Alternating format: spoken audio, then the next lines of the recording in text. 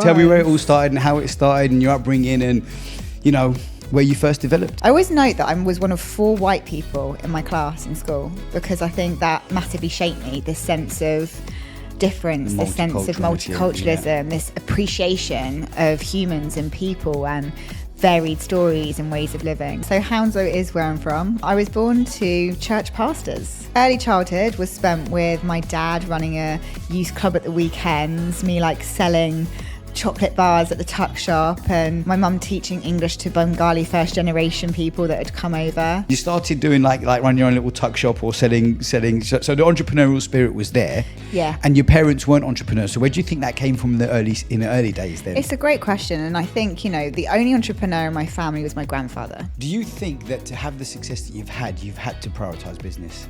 Yes. Hi guys, today on Deciding to Thrive, we're joined by serial entrepreneur Sarah Moxom.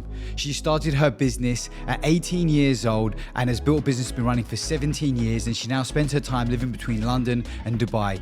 Super interesting, she's achieved so much in her life. Let's go and listen to what she has to say. So Sarah, welcome to the Deciding to Thrive podcast. It's great to have you here. Thank you for having me, Dan. It's a pleasure to be here. So I kind of want to start from where you are right now. International serial entrepreneur, spending your time generally between London and Dubai. Mm-hmm. And I want to kind of go back to where it all started, which I've just recently discovered was Hounslow, London, UK. So tell me where it all started and how it started and your upbringing and, where you first developed. Yeah, so Hounslow is where I'm from. I love that. Mm-hmm. I'm very proud of that as well. Yeah. I was born to church pastors. So my parents had moved there a couple of years before I was born, and they moved there to set up a church, to be part of the community, which is really multicultural still and was at that point in time. So early childhood was spent with my dad running a youth club at the weekends, me selling chocolate bars at the tuck shop, and my mum teaching English to Bengali first generation people that had come over. I always note that I was one of 4 white people in my class in school because I think that massively shaped me, this sense of difference, this sense of multiculturalism, this appreciation of humans and people and varied stories and ways of living. So that's always shaped a lot of who I am, yeah. I'm going to ask a really silly question, right? But it is my monkey brain's going, right? If your parents are church pastors, right, is there not some sort of abstinence or something they're not allowed to have? How does that come about? Oh yeah, what just in general life? Yeah, just if you're a pastor, you're not supposed to be having sex and stuff like that, right? So how is it they come to be, or how does that all come about? Were they pastors first and they had you, or Yeah. So they were married and everything by the time I was on the scene. So it's right. It's okay if you're married. Is that right? It's totally fine if you're married. Okay, cool. Yeah. I've got no idea about the religion. The rule is no sex before marriage. Gotcha. Right. Okay, That's gotcha. ingrained into your mind from. Zero. Right. Okay, gotcha. Okay, great. Okay, so and it's interesting because obviously I have a lot of entrepreneurs on a podcast, and it's so funny how so many of them start. There's been a pattern over the last few guests. They've all either started having being young entrepreneurs at tuck shops and selling chocolate bars and stuff like that, or in mobile phones. It's just really interesting for me. I don't know if it's the timeline of everything. So you started doing run your own little tuck shop or selling. So the entrepreneurial spirit was there. Yeah. And your parents weren't entrepreneurs. So where do you think that came from in the early days then? It's a great question. And I think, the only entrepreneur in my family was my grandfather. Mm-hmm. He passed away when I was 5 years old. So can I really claim that he had a huge impact on my upbringing? I mean, he adored me. We spent time together, but he didn't teach me entrepreneurship. Yeah. Right? I wasn't old enough to learn. My mum was an early years teacher as well as being wife of church pastor, and she was very, very attuned to the way that children develop, and she's sort of processed a lot of her thinking about our upbringing as we grow up. Not that it's Bible, but she's you were always out of the box thinker, the way that you learn, the way that you process the world, the questions you asked. She was you were always asking why. You wanted to know everything. She was you were always trying to negotiate or find a way. So she often jokes that at the age of 3 or 4, whenever you're in nursery, on my school report, it said, Sarah has very good negotiation skills. My son's like that now at school, by the way, right? Whenever he goes to the shop, he's always negotiating and haggling. So okay, so you started off there, and then where did it go from there? So take me a little bit further, a few years forward, and then what was Yeah, next so I thing? suppose all through my childhood, I was always in leadership positions. The head girl of the school, the prefect of this. I was the firstborn of 3 girls, and I was very confident and leery in the way that I approached stuff. I was good academically, but I'd say as soon as I got to uni, I decided to go to London School of Economics. I Okay. developed and identified that entrepreneurship was my passion, and I set up my company in my second year of uni, which still exists today. I'll actually take you back a few years before that, because there was something that happened, I'd say, around the age of 14, which really, really shaped the way that I saw the world and I think who I am today as a woman. And that was that my dad overnight basically became paralyzed from the waist down. Oh wow. So he had an operation that was supposed to be routine and easy, and they damaged his spine in the course of that operation. And overnight, we saw a really different man, psychologically as well as physically. He's never recovered as a whole person since that, in terms of his mental health, and obviously he can't walk at all. So overnight, we saw my mum become a very strong and resilient woman, which she always was, but we saw that in action and in practice. She was his caregiver, our caregiver, the breadwinner, and held the whole family unit together. Yeah, and that was very shaping for me. Are your as a parents woman. still together now? Yeah. Hi guys, sorry to interrupt the podcast. I'll literally be 1 minute, and I just want to say, firstly, thank you so much for tuning in and listening. It means the world to me and the team. We're working very hard and diligent behind the scenes to try and give you the best guests on this podcast. Just please take a minute to like and subscribe so you get notified when the next episode comes out, and we can keep connected and we can keep giving you loads and loads of value, and hopefully give us your comments and feedback so we can always continually improve. Thanks very much. Let's get back to the podcast. Yeah, that's amazing as well. That speaks volumes as well. So you set up your business second year of uni. So what's that, like 18, 19 years old? 19. Yeah. And that is your staffing business? Yeah. Right. So that's been going for like what, some time now, yeah? 17 years. 17 years. Wow. That's a great achievement. So what inspired you to set it up at uni, do you think? And why staffing? Yeah, so I started working in nightlife and events, like many people of that decade as well. We were out 4 nights a week, 5 nights a week, networking, and I hadn't come from money. So I knew that if I was going to have any level of extra lifestyle that I wanted outside of the student loan, there was stuff I wanted to do, I needed to graft.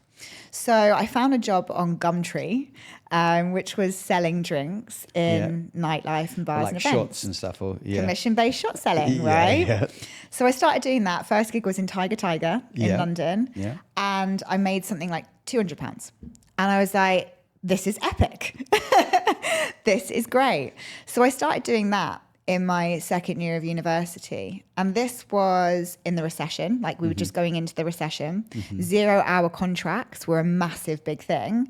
People didn't want to employ people. They were looking for ways to do things that were better economically.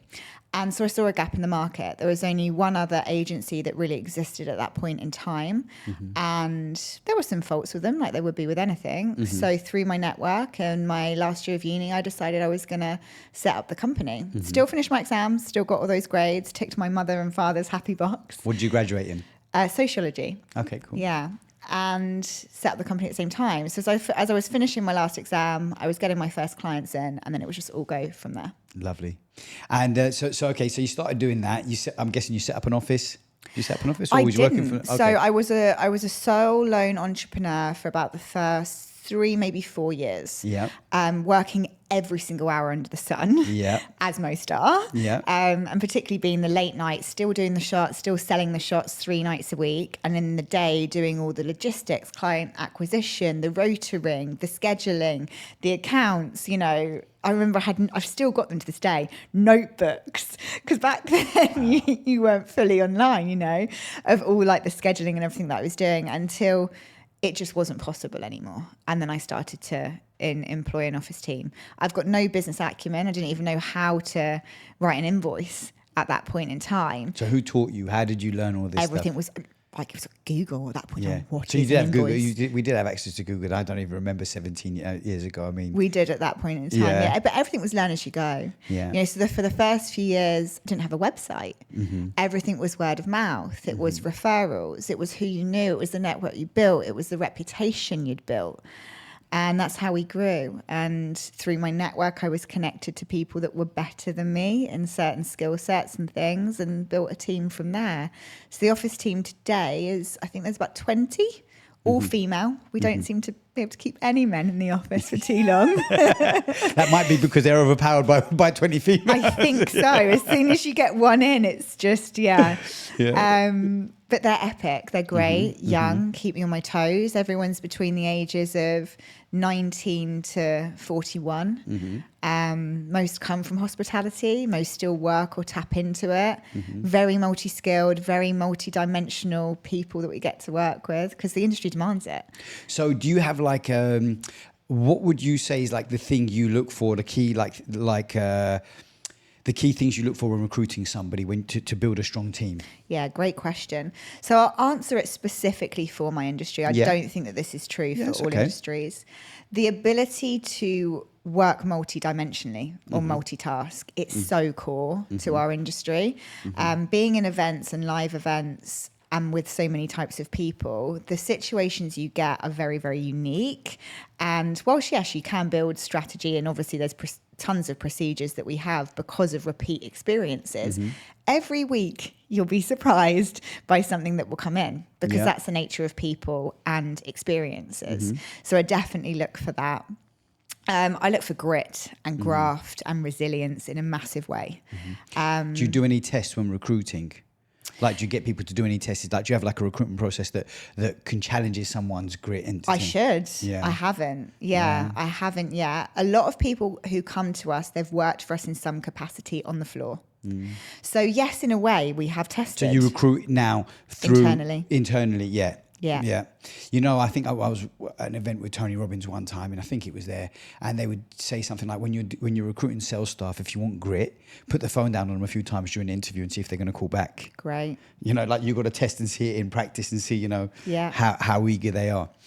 So so you've got 20 plus staff. Where's your office based now? We are all remote. Okay. We've kept a remote workforce all the way through.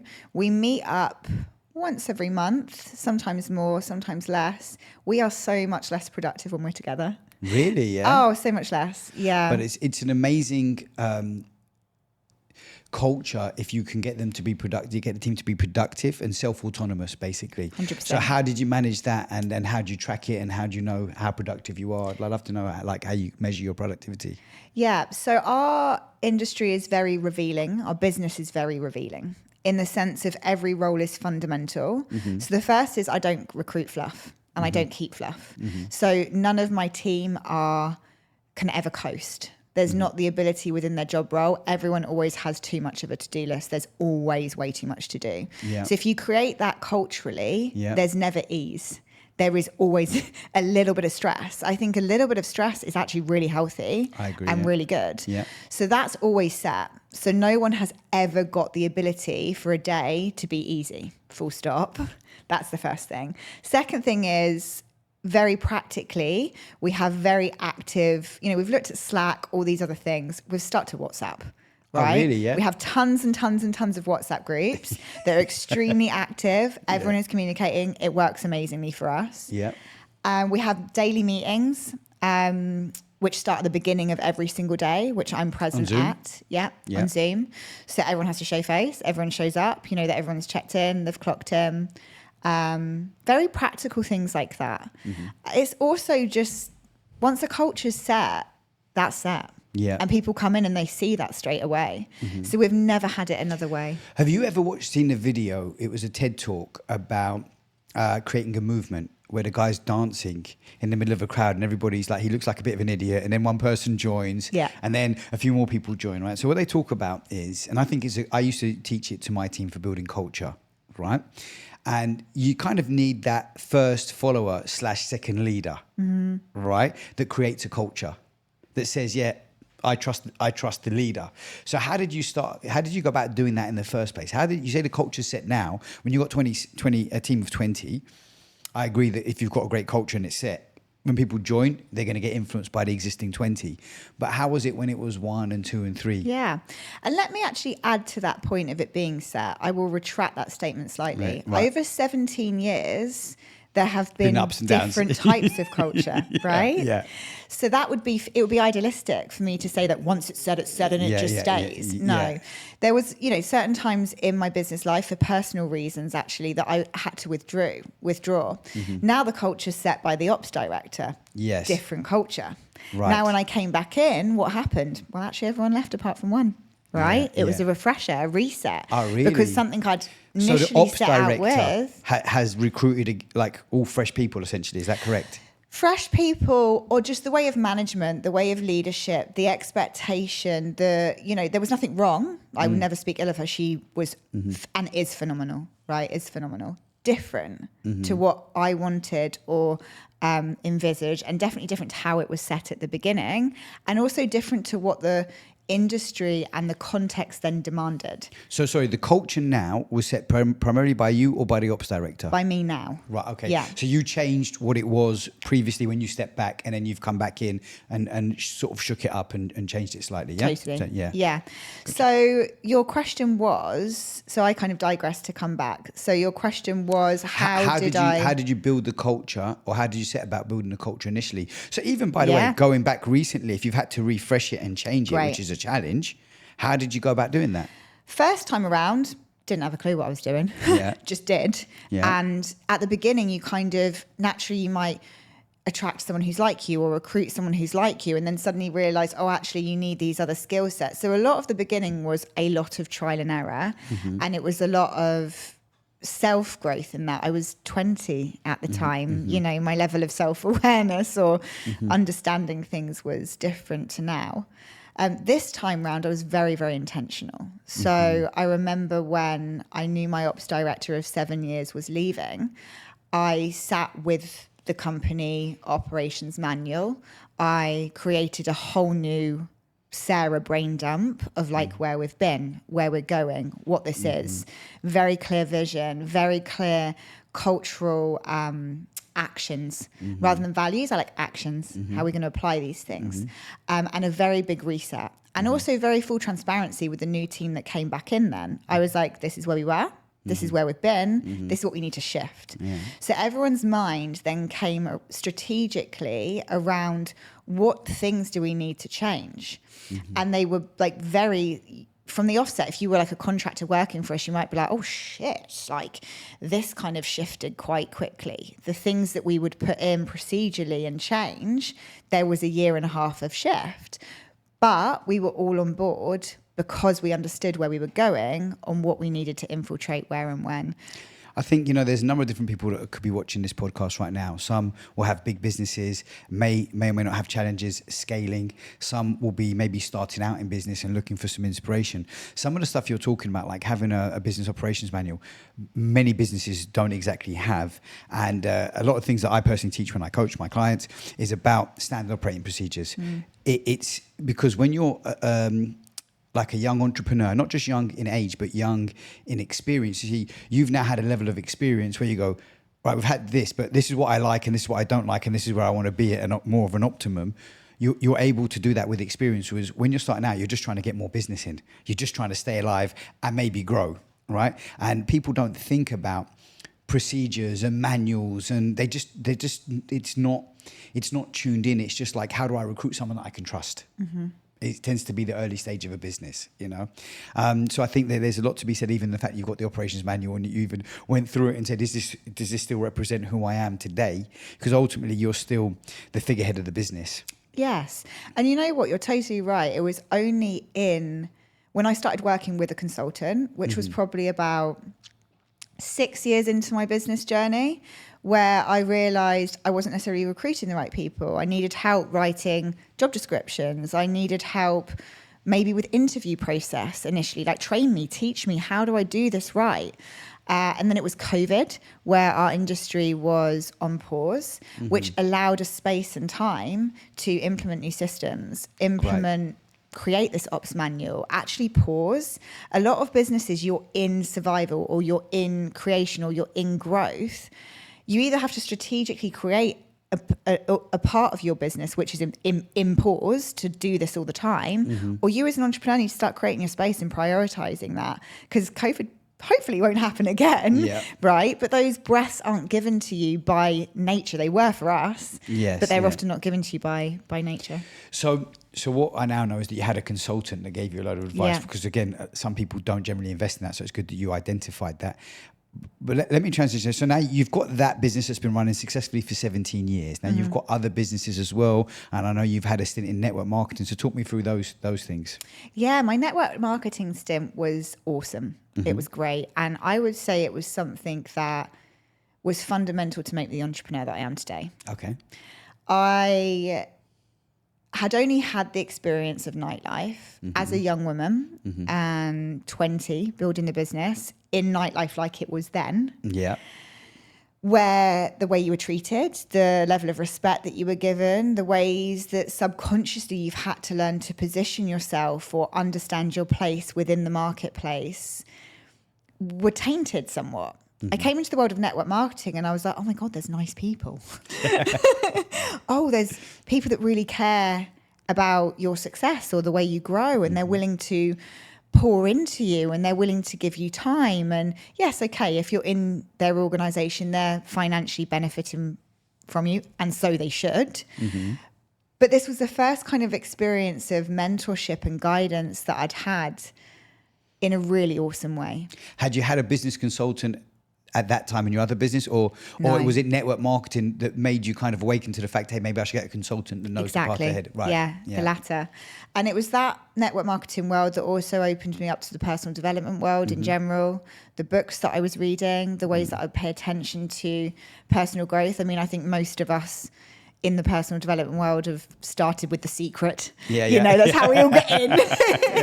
Your little doorway in. And then you realize, wow, this world is huge and massive and slightly overwhelming at times. But if growth is an important value for you in whatever you're doing as a human, relationally, within your business, then you need to be in the right rooms, reading the right things, surrounded by the right people. And network marketing was that for me. Now, we did create, myself and my partner at the time, we created great financial success. We traveled the world. We had the free car, the trips on the cruises, all the added fluff and things that people see in that world. Yes, we had them. Yes, it's real. And I would say the thing that I took away the most was the ability to communicate, to public speak. That skill was just grown in me humongously. Networking, the power of relationships, of connecting, confidence in relating. Those two skills have just changed my life, absolutely changed my life. And if I hadn't have had that stint of 5 or 6 years, I don't think I'd be who I am today. I don't know where I would have applied my skills in that way. And so I think you told me you were like one of the top performers in the UK. Yes, in the company that we were in, Yeah. What do you think got you there? Was your partner at the time quite entrepreneurial and successful as well, or what was he doing? So he was a personal trainer. Okay. And we met in a gym. And he sampled me. We were in a coffee company, so he sampled me a sample of this coffee. So he was in a business and you joined him? Yes, and then we joined accounts. Got you. Technicalities. Yeah. We were a great partnership. I don't think we appreciated it enough at the time, but we were a great partnership in skill set. So he was very analytical. He was very good behind the scenes. He was great with numbers and keeping track of product and all that kind of stuff. I was the social butterfly. I was great at filling rooms, knowing the things to say to get people in the room, knowing people's pain points, really relating to them, being able to emotionally connect, being able to convert the sales. And so we were a great partnership in that way. And so what do you think was the driver to really strive to be one of the top?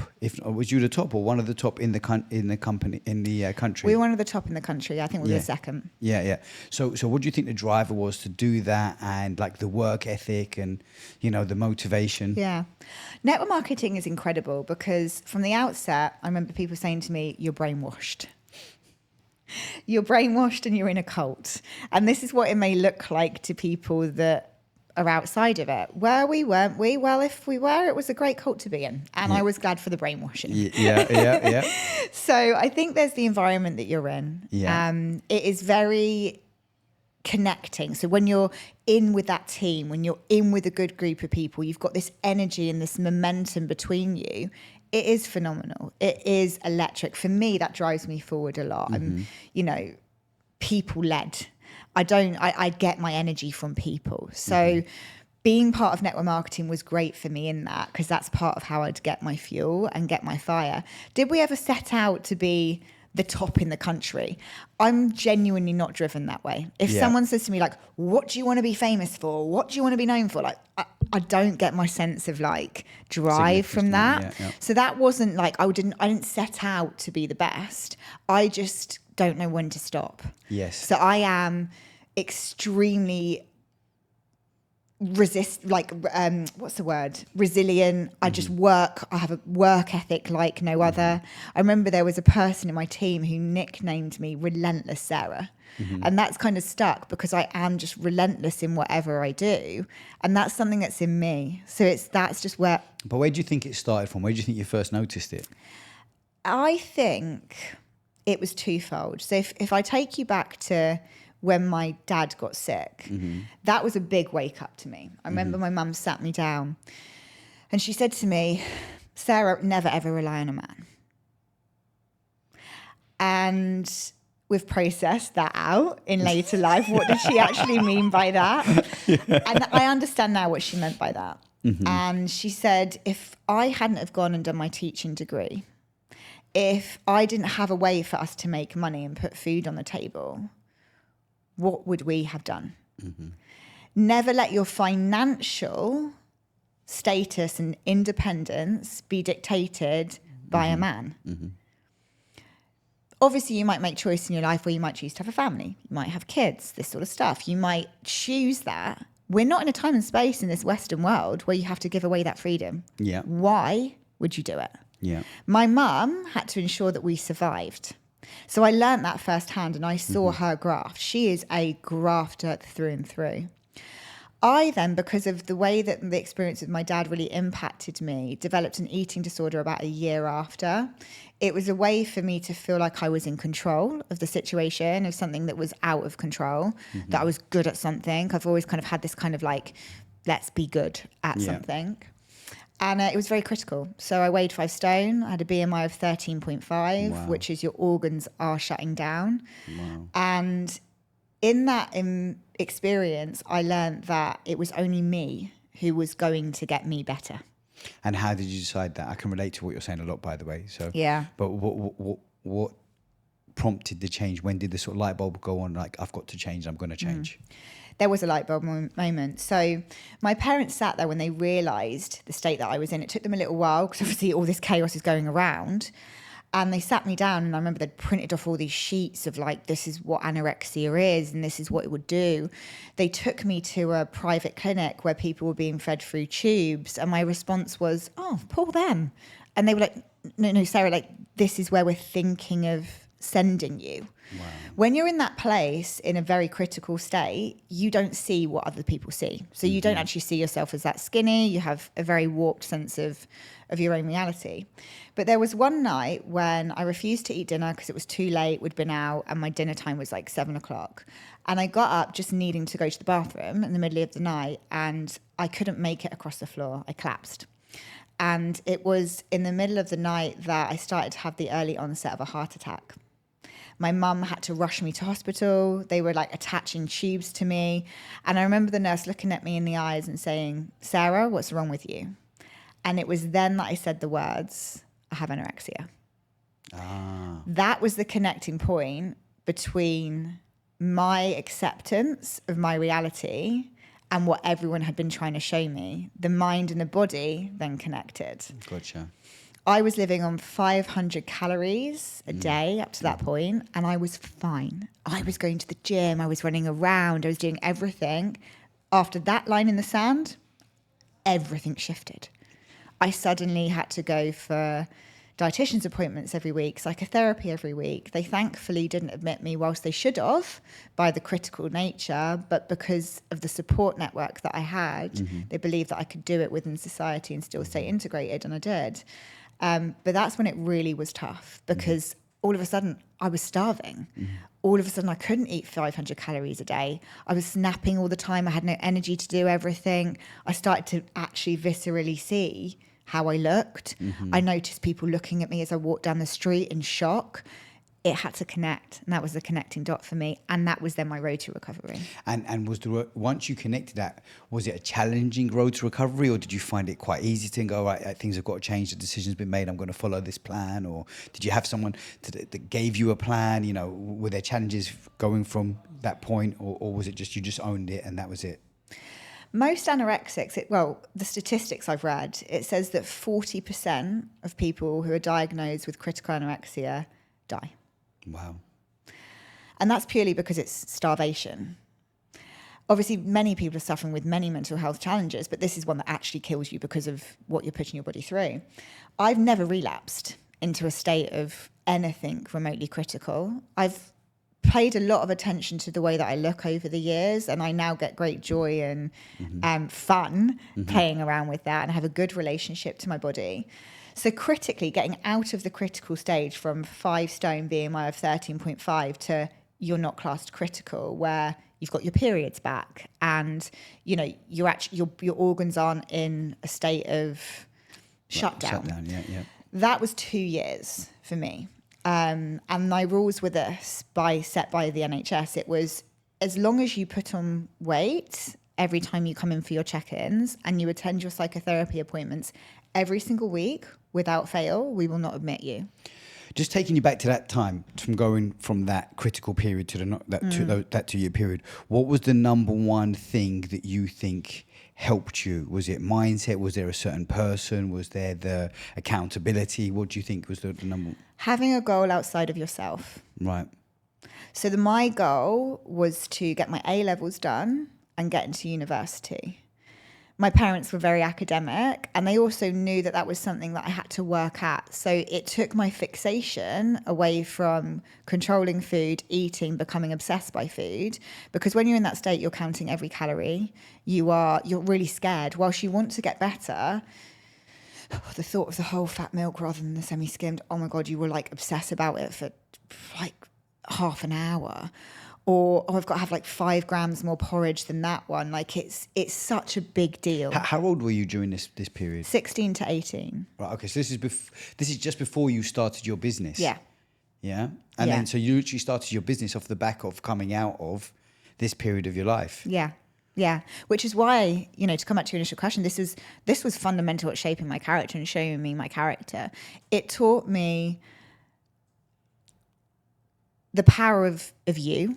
Mm-hmm. And your sense of grit and being able to focus on something can actually achieve it. Mm-hmm. It also taught me the fragility of life. And, you know, yes, I'd put myself in this situation, but circumstance can take you there as well. And it's a very strange experience when you don't want to be where you are, but you're there.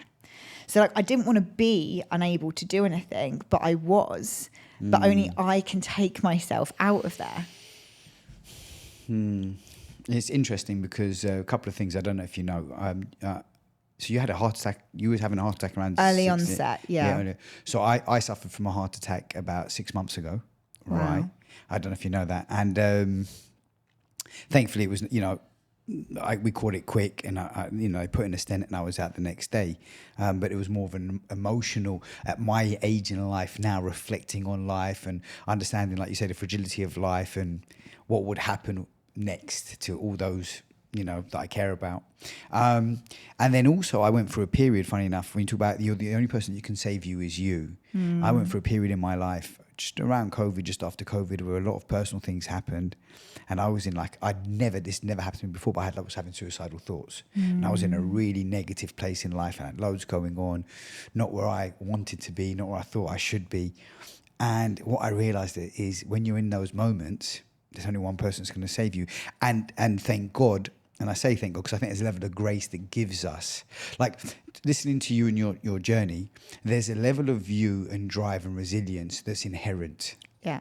You know, like you don't necessarily, there's some things that shape you and some things why you just don't know why, that when that tough time comes, you're not willing to give up and back down. And for me, that's like grace. That's God, if you know, depending on how you look at things. And for me, I just realized I've got to be the one to pull me out of this. No one's going to come and save me. And I think when you do that, you start to believe in yourself and back yourself in any moment. You do. And I'll add to that to say that was my lesson then. And then I actually learnt the power of people and community when my sister passed away, which was only 2.5 years ago. And that was very tragic. She was 31. We found out when she was 6 months pregnant that she had stage 4 breast cancer. She gave birth to my nephew, who's now 3. He's incredible. And she passed when he was 6 months. Wow. In that time, I learnt the power of having a support network. Oh my gosh, was that just life-changing for me. And it really realigned, it showed me my values a lot. I think a lot of us talk about, I value this, I value that. Until you're in the thick of it, you do not know who you are. You do not know what you value and you do not know what you prioritize, but you can only see it in reflection. And at the time I was living in Ibiza, I moved my whole life back. I spent my sister's last 10 months with her, and family and that unit, and, you know, my parents who'd given us life, poured into us as life, you know, my new nephew, my sister, like the importance of them just went incredible. And that stuck with me. And then the people that were around me, like the check-ins, the life they gave me, you know, I've got dear friends who just would be by my bedside and be at my phone call and anything I needed, and still are to this day. And that journeying with someone in a really tough time, even those that say to me, I didn't know what to do or what to say, but I'm just going to let you know I'm here, or, you know, that's life-changing. I think you're very blessed to have friends like that and have a support community like that. So the sister that tragically passed away, youngest or middle sister, or? So I'm the oldest. Yeah. She was the middle, and then I have a younger sister. And are you and the younger sister very close? Now we are. Yeah. I mean, we were close. We're polar opposites. So Right. it's hilarious. She's a teacher. She lives in Budapest. And wow. yeah. That's interesting. Yeah. She's sensible and has always been very sensible. She's like my, if Alter I need ego. some wise advice, I go to my younger sister. And it's been incredible for us both. Yeah. And also very revealing, because you can go through the same experience, but have a very different experience as well. Yeah, well, that for sure I can understand. So, so that's obviously an awful tragedy. You've got like a lovely nephew now who is based in the UK, correct? Yeah. And so you travel between Dubai and the UK. So how does that work? Obviously, the great news is your business is remote. Yeah, and that's your main business, and you also run your own podcast show as well. Yeah, correct. How long has that been running for? It's been out since February. Okay, yeah, so it's nearly a year, very new. Yeah, and this is kind of one of the reasons, right? Why with your nephew you want to spend more time in the UK? Is that correct? Yeah, exactly. I love the UK, and also, as we all, you know, any of us who are here, you don't love the UK that much, but I will fundamentally want to be a part of his life. So what made you pick Dubai to spend the rest of your time in? Honestly, firstly, tax. Yeah.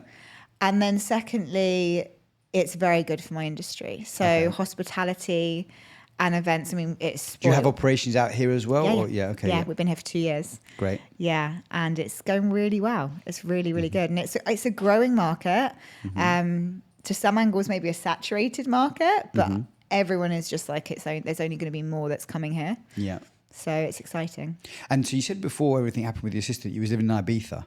I was, yeah. I did 7 months there. 7 months, right. And why Ibiza? What sort of called you there? That was a very impulsive decision. Did you make a few of those, or? Yeah. I mean, that one was particularly impulsive, even as I look back at that particular decision. I went with the potential intention of doing some work over there. I didn't in the end, because very soon into moving out there, we found out my sister was sick, and it was that tentative time of what do we do? And then as soon as River, my nephew, was born, I made the move straight back. Yeah. Right. So you never really got your feet in there. You just kind of had some time. Exactly. Made some great connections, great friends, like people that I still do business with in other countries, but just didn't do anything in Ibiza. Gotcha. And so you've started your business from like your late teens. You've been in business for 17 years. You're obviously like a powerhouse of a woman. You've had multiple successes, multiple challenges through life as, you know, shape you. What about family life for you? It's a great question. And I'm still working it out. I don't know. Thank you for your honesty, by the way. Yeah. Have you ever sat down and thought about, do you want kids? It's a question I'm asking myself now, probably for the first time. I'm 36. Yeah. And obviously with everything that happened with my sister, that was the first kind of wake-up call of reality of children. A lot of people say they want children. Let's not be morbid. Let's just look at my sister's reality. Are you willing to have the child by yourself if your partner was to pass away? Right. Is that something you've even thought about? Yeah. I guess you think about it because you've experienced, it's been so close to you, right? I guess the average person wouldn't really think about that. Yeah. Being 17 years in business, and a lot of my 20s, I made decisions relationally that prioritized my business life.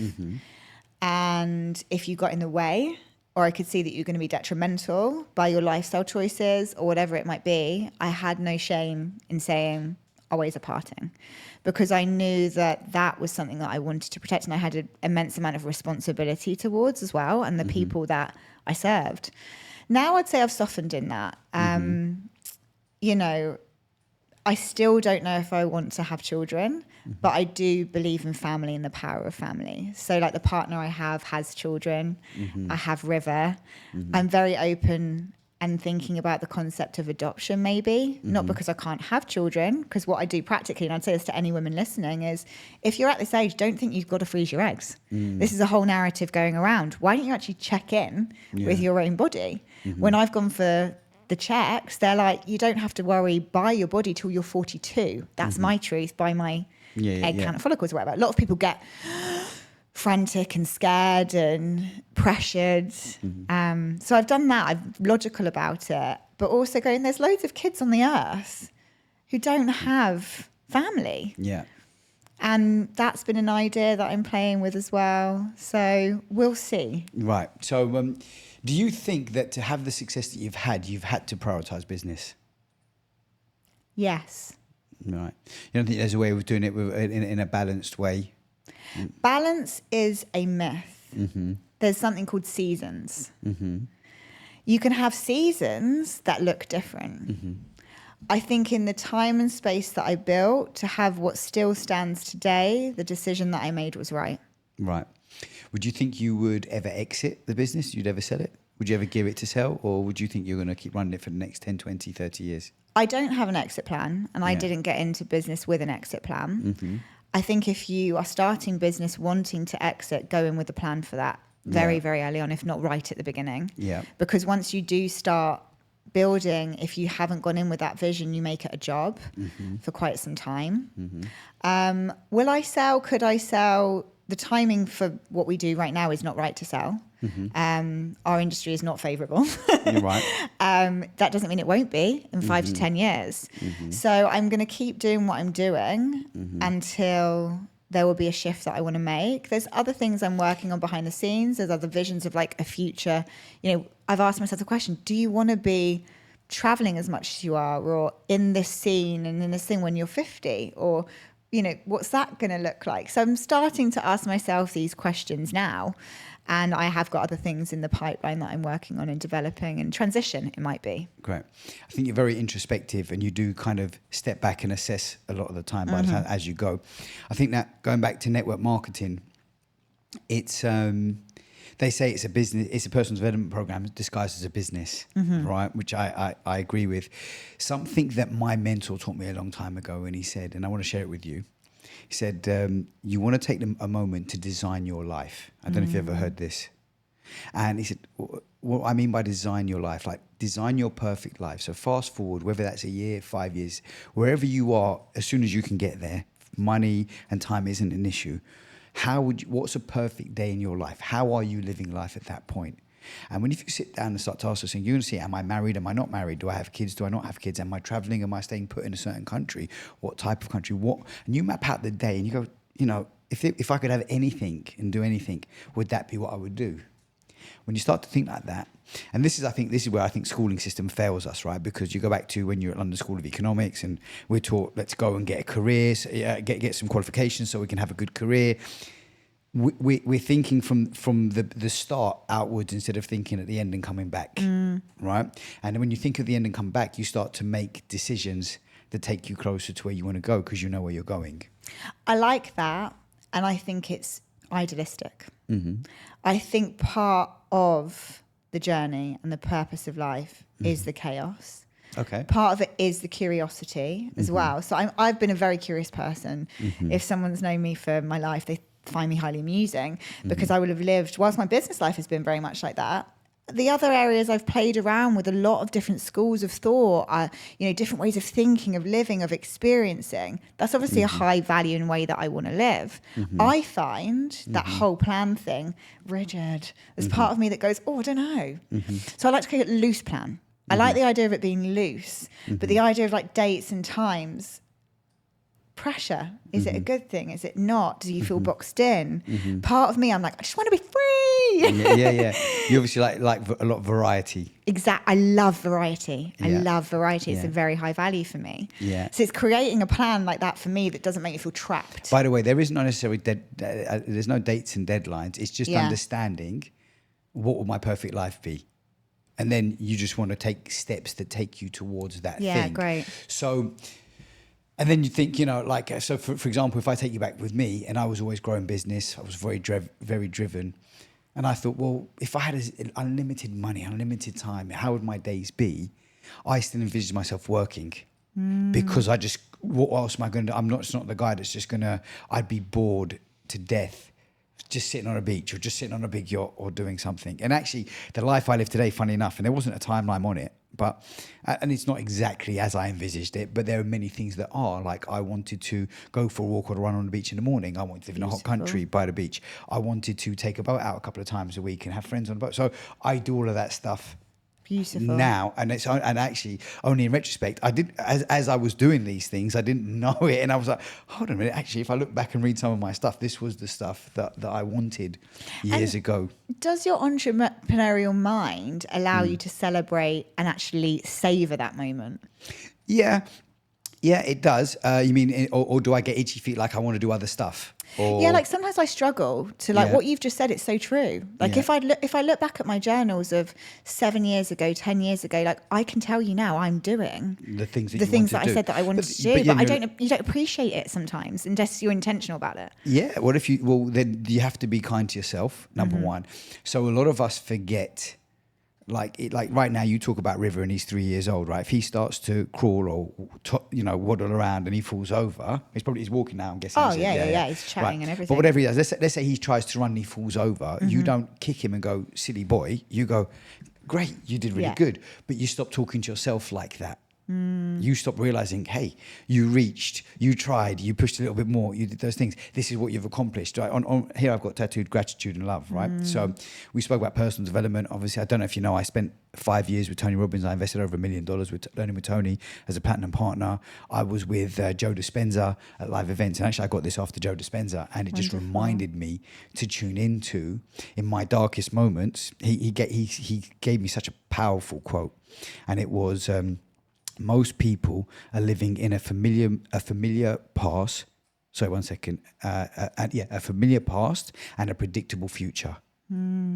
So basically, we're reliving a story, which is the past repeating. And if you keep focusing there, that's what you manifest in the future. So you're living this familiar past that you're comfortable with, however uncomfortable it is, you're comfortable with it, and it becomes your future.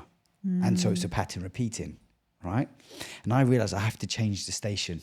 And the station of what I'm focusing on. And that's why gratitude and love's there. So then I have to start to look and remind myself how great everything is of where I am today, But that doesn't kill the hunger to want more or to set new goals. What it does, it just reaffirms. And by the way, I can tell you now in business, I've made more money in the last 2 to 3 years working less than what I did in my younger years, right? Fascinating. And that's because the game has changed. The questions have changed. What I'm going to do changes. What I can see as possible changes. So So I think that these kind of like practices are good, and it's an ever-changing subject. I don't think like if you think when you started your business in your late teens, that was just, hey, I don't come from money. I need to make money.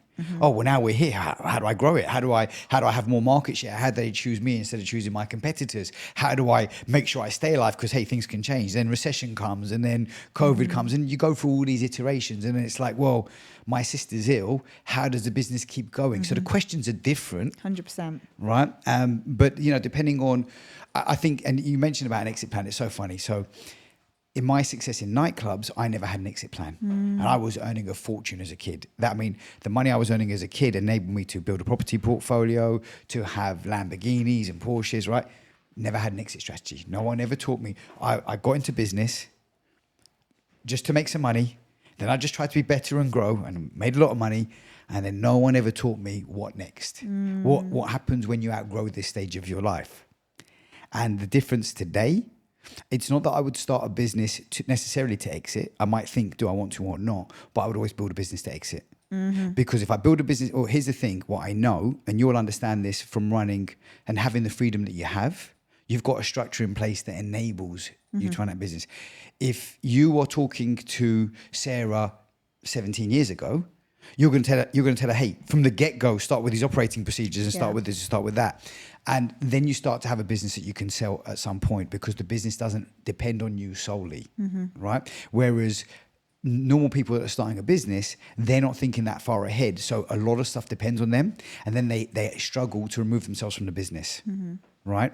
But I think that any business I start now has to have operating procedures, has to have KPIs, has to have certain accountability roles. I would step back, whether I'm an investor, even the starting of that business, even if I have to be a key figure at the beginning, my goal is to remove myself as quickly as possible. These are my rules for business, right? Because I appreciate my freedom. Doesn't mean I'm not scared. It doesn't mean I'm scared to roll my sleeves up and go hard for a short period. But I have to see where I'm stepping back before I get involved. And I think it's all about your goal and intention and being very clear on that, if you can be at the beginning, knowing it might change, but being clear on goal and intention, because that will change the way you approach everything. I do agree with having an exit strategy. I do agree that it also helps you to manage your emotions too and treat this as a business, not as something that is part of you. It's, there is a different emotional way that you approach things. Well, that's exactly it. Most of us start a business to make enough money to survive, maybe even grow. But then guess what? We become trapped by the business because if we can't step back and let go and we think that business is our baby and we're so emotionally attached, it's another prison. And most of us start businesses from something we're good at. Yeah. So we're an excellent X. We're a great chef. Let's start a chef agency or whatever. Completely different. And that might get you so far, but the growth and expansion that you eventually want, or that will drive you to not just stay as the chef, you don't know how to facilitate or create. I mean, most people that are in business aren't good at business. They're good at what they do. Yes. And they don't have having business skills is different to being good at what you do. And if you look at how you started out, like you said, you didn't really have the business skills. You just understood, hey, I want to make some money. I'm hungry. I'm willing to work. I'm resilient. You're doing this stuff yourself and you're probably very good at what you did and you understood I can get other people and teach them how to do what I do. Yeah. And then before you know it, you've got a business. Yeah. Then eventually you need to upskill and learn business skills. And I think, I want to ask your opinion on this. What do you think about we should love what we do and you should only do what you love? You should job your love. Job your love. Love your job and job your love. Yeah. Look. There's many different there's many different archetypes in business, okay? And I learned this with Tony Robbins. There is the artist, the manager, leader, and the entrepreneur. And I often ask myself who I am. And entrepreneur in this doesn't necessarily mean entrepreneurial. It means you don't really care so much about the business, but you're more about the finances. Like does putting in X to get out Y make sense, basically. And I think I'm a bit above. I've had different businesses, but I've always become passionate about whatever business I do. So I think my personal identity, look, if it makes money, it makes sense. And then I would be like, well, if I'm going to go and do this, I want to be one of the best at doing it. I want to give more value. I would say that's probably more my driving force. And then I get to enjoy, I get passionate about what I'm doing. But I don't, so I think it probably depends on a character, but I don't think you have to you have to just go after what you love. I think that if you do go after what you love, at least whether you, and Jim Carrey said this, you know, whether you fail or not, at least you're enjoying life. Yeah. Right. And I think there's a value to that. I think some people are miserable just trying to make money. Yeah. But I think with me personally, for the lessons I've learned in life, I love doing business. I love adding value. I love building things. So it doesn't really, I'm indifferent. Like I could do anything and find a way to enjoy doing it, if that makes sense. Yeah, for pretty sure. much. I mean, even like road sweeping, I'd find a way to make that fun. Like, I don't know, play music or something and like, you know, create like a dance. There's just different ways of doing things when you start to get passionate and inventive about doing stuff. Yeah. There's all, you know, you can make anything that's not so enjoyable, you know. Like one of my main businesses was security systems, right? Which, do you know, like intercoms when you go into blocks of flats. There is nothing interesting. It's not sexy. It's not sexy, right? It's exactly. And when you get into that business, you walk past different buildings, like, what make have they got? Who did that job, right? But I used to get passionate about the clients I was working with and winning massive jobs. And it was just like, how big can we go? And we've taken on these different services, and that I would find that exciting. And then in terms of leadership development within the business, I would integrate things I've learned from other businesses in terms of how I can help them personal development with my team's relationships, even at home's relationship, because I believe in building the person, even in a corporate setting, by the way, right? So this is obvious in network marketing, but it's not obvious in other businesses. If you take a normal conventional business, but you start teaching people to read a personal development book and review it in a management meeting, you tell them, hey, schedule a date night with your partner, because when you're happy at home, you're going to be happy at work. These are things that people don't think about, right? Just a bit like what you were saying, if you're going to have kids, is your partner going to be around, right? So it's just things that, and I think that having a diverse experience in business and the sort of the path life has taken me on, it's just enabled me to just see things a bit differently and out of the box. You know? So I want to ask you a couple of other things now, just moving away from business. So you're 36 now. One thing I've noticed about you in the last kind of 6 months to a year, maybe even, I think about 6 months, you've decided to get in incredible shape. Oh, yeah. Yeah. So tell me a bit about like, why now? How? Like, what was the, you know, the impetus for that? So I suppose I've been more public with getting in shape. I've definitely done bouts of it over the years. More recently, I did a shred, which was super fun. I hadn't done one of those for maybe about 10 years. I've trained, so training became really core to me once I'd recovered or got to a good baseline level after having an eating disorder, as a way of, it was a coping mechanism in a way. So on a very practical level, I got hungry when I trained. Therefore, training meant I ate. Okay. So there would be a way of me eating more food and being able to like justify it within my own brain that you've got to eat, you've got to replenish, you've trained. So it became a way for me to develop healthy eating habits with food.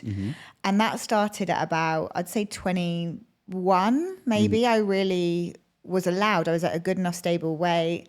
And I was allowed to integrate training because they banned me from training for, when I was very critical. And so, yeah, over the years, I just love it. I absolutely adore it. It's a non-negotiable in my life. Absolutely non-negotiable. No matter what country I'm in, no matter where I am, no matter whose house I'm staying at, there is a gym set with me. There is trainers with me. There is something I'm going to do. My step count is ridiculous when I'm in the UK. What is it in the UK per day? Average is my average is 18,000 a day, but there'll be a couple of days a month where it will go up to 45,000 in a day. And that's from taking my office outside. Right. So the role that I play within my company, a lot of what I do is on the phone and can be just wherever. So when it's a nice sunny day in London is amazing to walk in. It's one of the most beautiful cities in the world to walk in. Where are you based in London? I'm in Northwest London. Whereabouts? So Dollis Hill. I know Dollis Hill. Yeah. So really close to get on that Jubilee line, get off at Bond Street, walk like Waterloo, all of those places. And I love that. So that's something it just gives me life. And I find doing calls on the go actually is more productive. My training style, I play around with lots of different stuff at the moment. I'm training for a high rocks. Yeah. So that's coming up. That's so it's big massive, now, right? isn't Yeah. it? Yeah, it's really growing. Yeah. I got sucked in by my little sister. It's this year's paddle. It's this Yeah. year's paddle tennis. I mean, like last year I think was paddle, and this year it's high rocks. That's it. Yeah. So my sister, after Hannah passed away, every year we've done something. So we like did a competition or something like that, like we did a challenge. 10K. We raised 30K for breast cancer, like in that first year, £30,000, which was amazing. And that was like within 3 months. None of us had run before. It was so healing for all of us. Then the next year we did a half marathon. And so this is like the next year where my sister was like, we can't do the same thing again. And I was like, all right. And so she's a CrossFitter. So she roped me into that. To high rocks, yeah. Yeah, so I'm training for that now. And that's very diverse, you know, and quite demanding and grueling on the body. Yeah, but people love it though. It's very addictive. It is, isn't it? It definitely raises that cortisol, and that you can definitely feel the burn. And Would you ever do like, I don't know, Everest or Kilimanjaro? Or I would definitely. Yeah. I mean, I would definitely. And for me, the challenges and the goals are really, really good. Like having that focus, I love it. What's made you share this more online now versus previous years? Relationship building. So the person who trained me for that shred, he's awesome. His name's Sean. I'm actually on his podcast later today, and he was in my industry, and we did a podcast together. It was Your like, industry being the nightlife. He was a nightlife, DJ before he's now sober and went over to training people. And I just remember at the end of the pod, he was like, you should come train with me and his brother. And I was like, oh, you know, I have someone who writes me gym programs, I travel a lot. I was kind of like, nah. And then I sort of thought about it, and I was like, actually, you know what? I like him. He's a great guy. We're building a great rapport here, like support each other's businesses. I think this is what podcasting is great for. You know, people don't talk enough about what happens behind the scenes. That person's at the forefront of your mind, and you're like, they're great. We've had a nice hour-long catch-up. It was really real, really human. I want to help his business grow. Yeah. So it was that. It was going, actually, I want to publicise what they're doing behind the scenes for entrepreneurs and give them a bit of clout, and at the same time get myself in some decent shape. And that's how it started. Love that. Yeah. You know what? Just on that, because we touched on your podcast, but we didn't really go into it. What prompted you to start a podcast, and what do you get out of it if doing, like, what do you see like the pros and cons of doing it is? So when I started my podcast, it was going to be a separate project, partly to build in, you know, I've done some public speaking over the years. And at that point in time, like I was like, maybe I want to grow that arm of what I do. So positioning, obviously having your brand out there, having great content.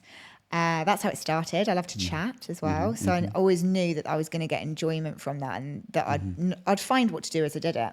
Now I've honed it down onto being two types of people, either people that are sort of in my industry or have been in my industry and entrepreneurial. And so we do a lot of industry talk. And then the other type of people being people with out of the box, seems to be a lot of sexual stuff. Is that by design or? I'm a very curious person. So yeah, it's by design and my network. So, yeah. So we've had some great guests. And I was just telling you about the founder of Killing Kittens. I had Emma, who was a dominatrix for years. Her stories were just fascinating. And so those are kind of my two types of guests. And it's been great for business. We've done lots of business behind the scenes. It's been great to scratch that itch of my curious, variety-driven nature and give people a platform. So I'm really enjoying it, yeah. Good for you. So you said you've got a number of things projects lined up and things you're excited to. So what does the future hold for the next 1 to 5 years? What do you see on the horizon? I guess one of the close ones that I will mention now, we are designing out a membership community, very real, very in-person, very face-to-face, starting in London. So that's going to be within the next year. When you say membership community for entrepreneurs, right? Gotcha. Like a breakfast, lunch, or evening drinks, or something like that type of thing. Cool places, cool people, smart conversations, great experiences, less education and skill based, and more like real human connection with the right people in the room. And how are you finding, just on that, the new online world? Because I think today, you know, you're someone who started a business 17 years ago. The landscape today is incredibly different. I think incredibly much easier. The opportunity out there today is incredible, especially because of AI. How you find that's impacting? Is it impacting your business in any way? Are you leveraging it at all? Yeah, it would be foolish not to leverage it. Mm-hmm. We leverage it on basic levels. I mean, I'll give you one example that I don't know if people do this or not, but we love it. So ours is a relationship-based business. If we need someone's name, if we need to know the direct contact, the owner of this, try to get a mobile number, whatever it might be, their Instagram, like ChatGPT is great for this. You can find loads of detail on people that you want to connect with directly. So whilst ours is a face-to-face business, you can still use this and save yourself hours and phone calls that you would be making before. So yes, we use it. Do we use it in a very complex way? No, because we are a staffing agency. So our business is to provide people in face-to-face settings for face-to-face environments. So in the whole industry at large, by nature, it will be one of the last ones that will be impacted. You know, I have seen bartenders that are Robots or something. Yeah, I've seen a robotic bartender at this VR thing I went to. Yeah. Will that be someone's first choice? I hope not, and I think not. Yeah. So it is by nature of industry one of the last ones to be impacted. Another thing that could change is that we might not physically go out and socialize. We might put VR headsets on and connect virtually, which is what they reckon it could end up going, but who knows? I'm not in that camp of belief. I'm very much in the other, if we want to polarize, I'm very much in the other camp of belief that because of the saturation of online stuff, there is a tipping point within the human that goes, I need another human. You know, I think there's something that came clear. We spoke about COVID a little bit. One thing that came clear after COVID, there's like a big like dissection, if you like, of like the one half that believes in a certain way and another half that believes in another way. And I think that as much as AI and technology has grown, so has the need for more like holistic, naturopathic kind of stuff. So you see a lot more people meditating, a lot more people putting their phones down, a lot more people going on these kind of like retreats and to connect with nature and connect with other people. So I think that there's equally a growth on both sides. It's not just digital growth. And I think that, you know, I was in the nightlife industry many years ago, and funny enough, my company was one of the first companies to use bulk SMS, if you remember bulk SMS. So we used to give out flyers. I started my business being a 17-year-old, giving out flyers outside clubs. And then eventually we built a database, and you were talking about the old school and had you know, I think writing things out, going on Google and finding stuff out. I remember I put people on a guest list, and how I built my database in the early days. I'd say, if I'm going to put you on a guest list to this club where they wanted to go to because I had the connections, I'd get them to write down all their numbers in their phone book and fax it to me. That's how I built my database initially, right? And I would do that to everybody, and they do it. Yeah, I think that, and then so we did bulk SMS, and then that worked for a while, and then it didn't because just people became numb to it, and then it became email. And then eventually it came back round to physical invites. And I think that the world works in that kind of cycle. You mentioned seasons. Yeah. Right?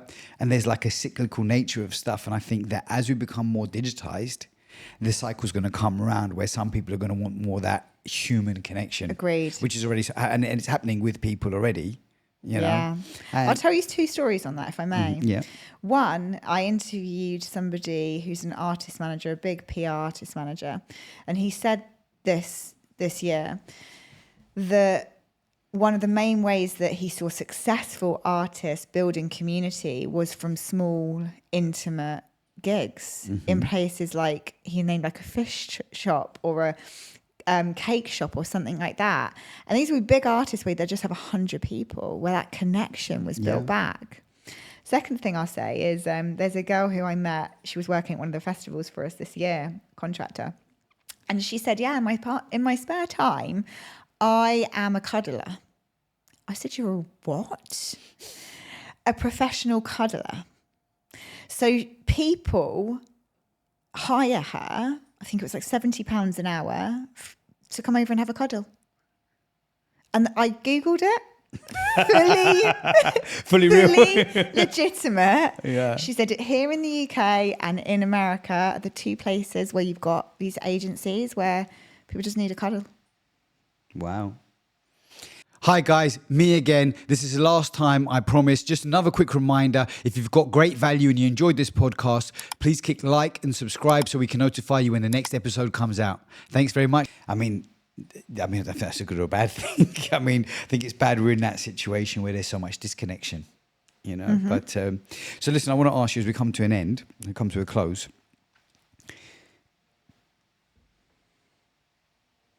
River is probably the closest thing you have to a child right now, being your young nephew, and I'm sure you're very close to him.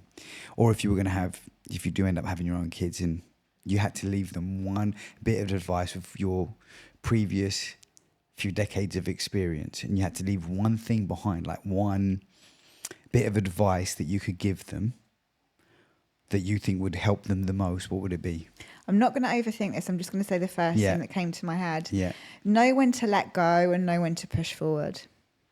I think that's a great piece of advice.